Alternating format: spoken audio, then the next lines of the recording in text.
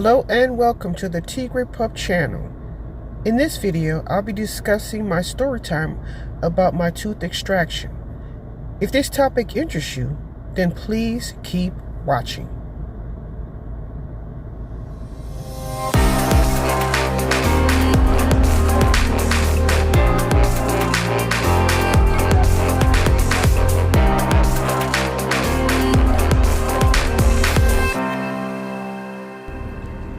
Okay, so to explain the change of scenery is that I'm actually at work right now and I'm trying to push out this story time video. So if this topic interests you, then we can continue talking about it. Okay, so my story begins with I had tooth sensitivity. It was difficult. It was painful to drink hot or cold beverages. It felt like my teeth was very thin, like the enamel was very thin. And when I would bite on something, it actually hurt, no matter, like if it was hard or whatnot. It would actually cause pain, like really sensitive tooth issues, okay? So I went to the dentist to try to figure out what the issue was. Now, at first when I went, they said they couldn't, so they couldn't figure out what was the problem. So they went on ahead and contacted a specialist. Okay, so the specialist comes in. I had to take off work or reschedule my off days in order to do it, only for the specialist to come back and tell me they couldn't figure out what the problem was. And they had a theory or speculation that it may have been a hairline crack in my tooth that they couldn't see or what have you. So a couple of years had passed beyond that time, and I kept dealing with the issue during that time. Eventually I had gotten a boil or an abscess on my gums. I'm going to try to leave a definition of what an abscess is, but in my interpretation of what it is, it's basically like a boil. It's your body pushing out an infection, and your skin is kind of like stopping it, and it creates like a hump, like a boil, a pimple, and it's kind of like done that on my gum. Okay, so what happened was went back to the dentist, and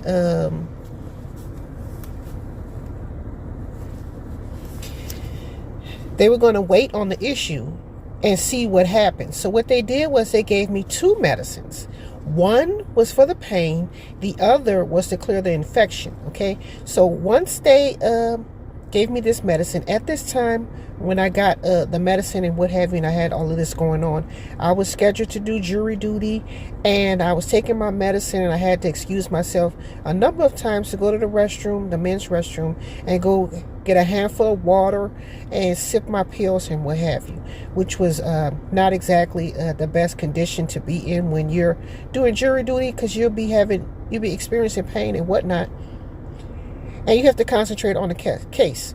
So that's a story time for later as far as my experience of jury duty, but right now we're just talking about this. Okay, so the period of time that I was allowed to take this medicine is pretty short, because if I had taken it longer than what was prescribed or what have you, I would have got an addiction, and I didn't want an addiction. And the dentist that I had, who prescribed me this medicine, didn't want me to get an addiction. Okay, something I forgot to add was the period of time when I was taking the pain medicine. It actually did heal the infection for a while, but then it came back double. I'm going to try to show you a video of that really soon, because eventually it was like the pus, it started oozing out, and I was very pleased. And then all of a sudden I realized I had like two stacked on top of each other, and that was a notification that the infection wasn't getting any better, and I had to go back to the dentist. So in the meantime, in between time, I looked on Google and I searched up what could I do for pain remedy for a toothache. And I came across a thing called oil pulling. Now, oil pulling is not exactly pulling oil or anything. It's basically like oil swishing. It's like they use coconut oil, which is the most popular oil that they use, and you swish it in your mouth for a certain amount of time, 2 or 3 times a day. Okay, and I think it's supposed to be for like 20 minutes or something like that. Don't count me on it, because honestly, I'm not sure. I only did it for 5 minutes because honestly, my jaws got tired of swishing. Okay. And the recipe that I saw, it included clove oil. Now, clove oil is supposed to have antibacterial properties, and so is the coconut oil, but the clove oil alleviates pain. It's supposed to alleviate pain. So I had used that in my period of time where between the boil, getting the boil, living with the boil, and eventually getting an extraction. So after such a time, I would do this procedure. I would eat, I would then floss, and then I would use the coconut oil, clove oil combo, swish it for 5 minutes, and then I would brush my teeth thereafter. Now, I would do this 3 times a day, once in the morning when I ate my breakfast, once in the afternoon when I ate my lunch, and once at night just before bed. That was my routine for quite a while until I got my tooth extraction. Okay, so it's very important when you use these essential oils, specifically like in this case I was using clove oil.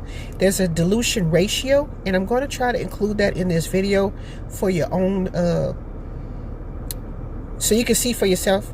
But please be careful with that, because you do not want to use these essential oils. They may seem natural and whatnot, but they can be very dangerous against our skin and our body and our organs and what have you. So you should really Google the dilution ratio for these essential oils, which clove oil is an essential oil. The coconut oil is not the problem. It's the it is the clove oil. So I got mine from Whole Foods. Just check it out if you were having tooth pain. Okay, so the next thing I want to talk about is my experience with the tooth extraction. Okay, so I scheduled my appointment to go for the tooth extraction. Actually, it wasn't for a tooth extraction. It was for a filling. It's what they call it, where they dig a hole in your tooth, scoop all the nerves and pulp or whatever in the tooth, and then they fill it up with some kind of stuff, and you still have your original tooth. Well, once I got there, they said, well, you may have a crack in your tooth, a potential hairline crack that they can't see. So they decided the best option would be to take it out. Okay. But the day of the appointment, they were supposed to take out the tooth. They came at me with different options. Now, the options that they gave me was to take a bridge where basically it's like a tooth here, and like on either side they have a hook, and you're supposed to hook those hooks on either side of the tooth, because I only had one tooth missing. So a hook on this side, and a fake tooth in the middle. And what they would have to do is shave the other two down just so it could fit. And I was like, that doesn't sound like a good idea. And that was like the mid price. The cheapest was to get the extraction, which is just to take my tooth out, yank it out, and be done with it. Okay. The third option that they gave me was the bolt, to drill a drill bit in my gum line and put a fake tooth on it, screw a fake tooth on it, and be like that. Now, I'm thinking I'm getting a filling, and they're coming at me with all this other stuff. You know what I'm saying? So I was like, well, you know what? I'll tell you what. Just let me do the extraction, and let's just call it at that. Call it a day. So they did the extraction. They had the Asian guy. He was like the one doing the yanking out my tooth and doing some kind of thing where the abscess was, and you could feel him like, and then when he was yanking out my teeth, he actually used a big heavy metal tool, and he actually damn near chipped my front teeth in the process. And that's the one who tried to bum rush me with this screwing a bolt in my gum line. Like, oh, here we go. It's time to get that bolt in right now. You know what I'm saying? And I had no intention of doing all of that, because this was like totally a surprise for me, because I'm thinking I'm getting a filling, and that wasn't the case. So I had to do an on-the-spot decision. And what I chose was just to get the tooth taken out. Now, the black guy, he was like the assistant. He was using the suction tool to suction the blood and the pus that was coming out of my my boil or abscess and stuff like that. So when we were done, they were talking about a thing called dry socket. Now, I'm going to try to explain dry socket as best as I can. So this is my interpretation. Basically, what happens is after you get your tooth taken out, it produces a clot, a blood clot that protects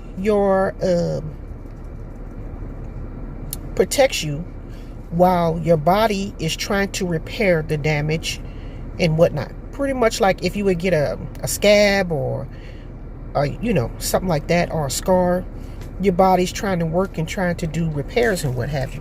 In the meantime, it has this scar over the top. Okay, so when you have a blood clot, and while it's doing its repairs and whatnot, if you were to lose that blood clot and take it off, it creates a thing called dry socket. Now, I could be making it wrong, saying it wrong, but this is my mental interpretation of trying to explain to you what it is and why you should be afraid of it. Now, I saw a video online where this guy, he had gotten dry socket and the doctor had to go back in and do some extra stuff. And this was a grown man and he was crying. And I knew definitely I didn't want that. And some of the rules, I'm going to try to have them listed as basically, you know, sucking and no spitting and stuff like that. So when it came to brushing my teeth, by this time I had to stop doing the oil pulling because I had to swish and spit and all that other stuff. So I didn't, during this period, I did not do oil pulling. Okay, I just was brushing my teeth as usual and flossing. Now the first few days I did not brush my teeth because I was told not to. And then after that, when I would brush my teeth, I went and tried to get the natural toothpaste without fluoride and stuff. That was just something I went through. But you know, I just brushed my teeth as usual, avoiding that area where I had the blood clot. Okay, and when I brushed my teeth, and instead of me spitting, what I did was I would tip my head down and let my saliva come out and take a paper towel or a towel and wipe my tongue clean, because I didn't like the taste of the fluorine and I definitely didn't want to swallow it. Also, I like to mention, during the period of time where I wasn't brushing my teeth were full, my mouth was full of blood, and I had to constantly swallow my own blood and saliva because I couldn't spit. Because when you have your tooth extraction, you can't spit and you can't suck like through a straw, smoke cigarettes, you know what I mean, stuff like that.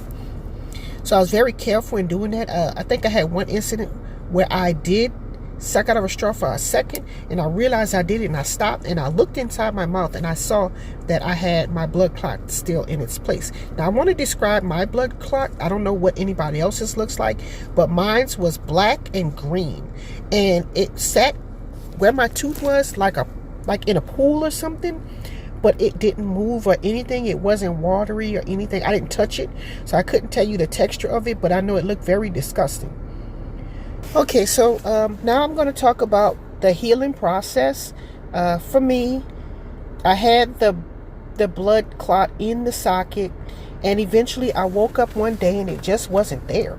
And I was afraid because I thought maybe I had dry socket, and it turns out it didn't, because for one, I wasn't in extreme pain.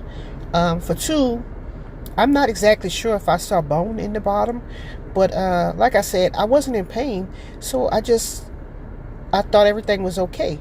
And eventually the hole got smaller, smaller, and smaller until it got to the point where it looks like this.